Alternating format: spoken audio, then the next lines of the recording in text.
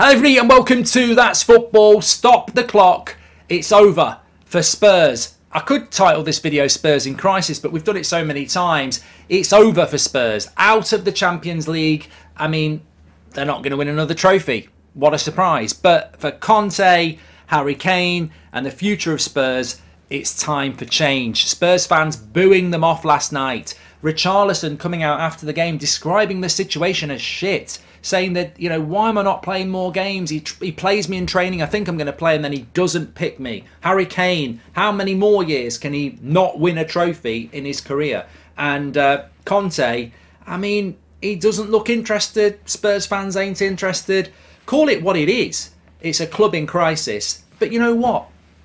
If you want a positive, maybe there is a positive because you're fourth in the league at the moment. And whilst there is pressure behind you, Liverpool have got a game in hand, Newcastle have got 2, Brighton have got 3. Look at Spurs' next 3 games they've got. They've got Forest at home, Southampton away, Everton away, Brighton at home, and then Bournemouth at home. They could win 3 of their next 5 games, which would probably keep them in the top 4 race. They could get top 4 this year.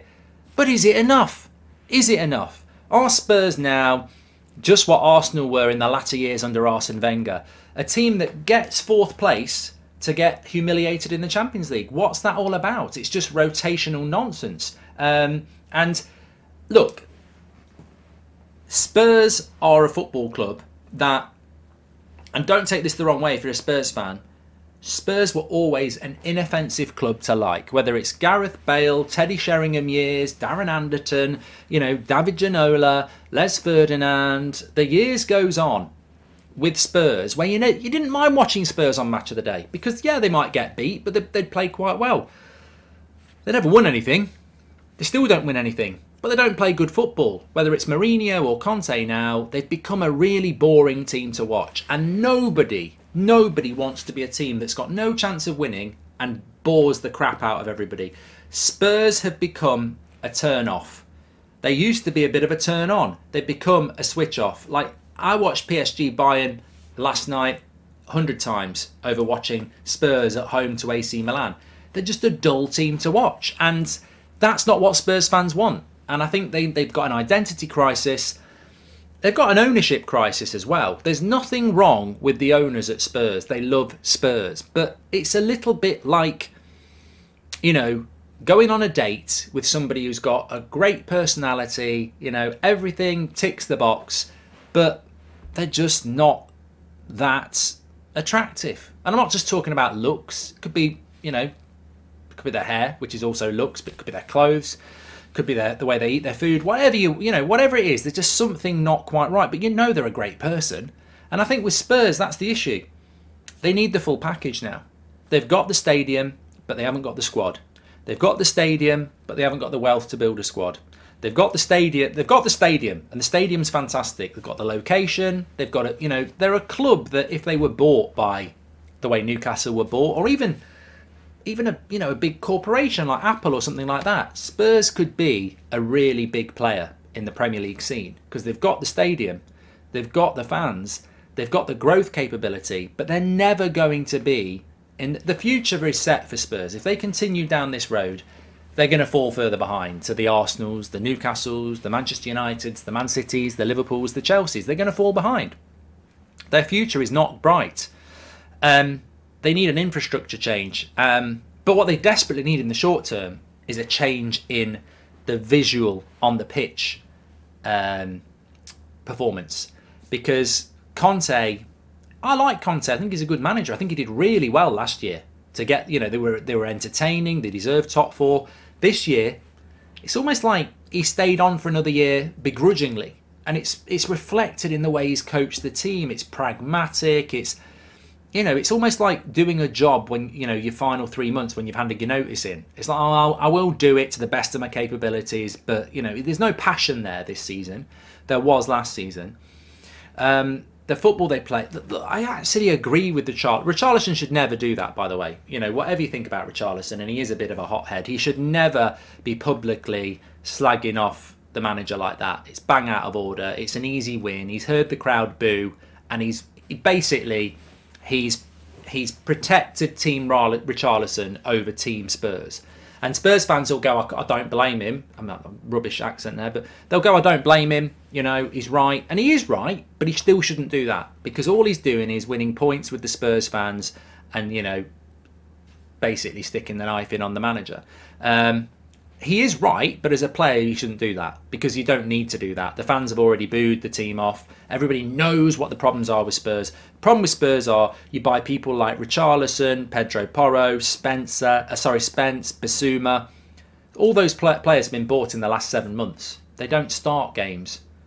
You know, there's a lot of money there. There must be over easily touching 150 million quid worth of players there, and you're not picking them. You're still picking the same players every game. It's not good enough from Spurs. The football's not good enough. The team's flat. I mean, I think of that Spurs side and I just think, ugh. You know, you've got people like Son who, I mean, imagine Son in an Arsenal side. Well, he wouldn't do it, but you know what I mean? That style of football, a Man United side, a Man City side, a Liverpool side. He'd be one of the best players in the league. He's living on scraps in a counter-attacking team. Even Harry Kane, you know.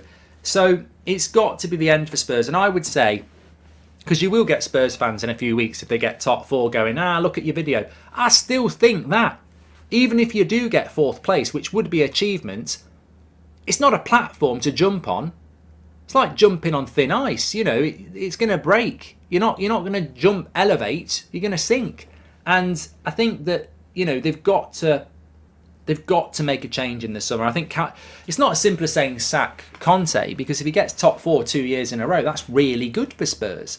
It's more of a brand thing. It's more of an identity thing. What they need to do, even if they scrape 4th, is say, thank you. Have you got a club you want to go to? Yes, I have. You can go. And then get somebody in and actually start building a future, because Mourinho's never going to build you a future, and he didn't. And Conte doesn't want to build a future here. Spurs need a project. They need new ownership. They need proper investment, but I don't know whether that's coming down the road. But what they definitely do need is, you need another Pochettino. You need a Ten Hag. You need a manager that's, you know, talented, got a vision, and a style of football that's going to please your fans. And at least then, first job is to entertain your fans, and at the moment they're just not doing that. I think it's the end of the road for Conte. I think it has to be, mutually. And I think Kane has to go. I mean, I think Kane's going to come to United. I want Osimhen. I don't want Kane at Man United. I don't mind having Kane at Man United. He's a world-class striker. But I think he is going to come to Manchester United, because I think he's got to look at it and go, can I afford another project at 30 years of age, which is what he'll be in the summer? Can I afford another year at Spurs when I'm 30 years of age? I've got no trophies. He's going to stay in the Premier League because he wants to break the goal-scoring record. I'd be stunned if he left the Premier League. And if he's going to leave the Premier League, he's got to come to Manchester United, hasn't he? That's where he's got to go. The only other place I think that might be viable is Chelsea, but they probably won't be in the Champions League. And do you go from Spurs to Chelsea? So I can see Kane going, I can see Conte going, and then it's a massive rebuild for Spurs, which is not an attractive proposition for Spurs when you think about where everybody else is and where you're going to be. But they need a plan, and I feel like Conte has just become a stopgap that neither club, fan base or manager really is invested in. And this odd logic of actually spending money on a manager who then doesn't want to use those players, it's weird. Bissouma was a brilliant player at Brighton. His career has stalled. It's a good signing, but it's a rubbish signing if you don't use him, because he's basically not played for a year. Same with Richarlison. Like they need a manager that's actually going to use the players you buy, and it's just been a real failure from Spurs. But the odd thing is they could still get top 4. But I would still say, like I said, to any Spurs fan says, "Oh, we're not in crisis." You are. Your football's terrible. You're uninspiring, and if you do get top 4, it's not going to improve next year, is it? You know. Big changes are needed at Spurs, and I think they're coming. Get your comments in below, smash a like on the video. I'll speak to you all in a bit.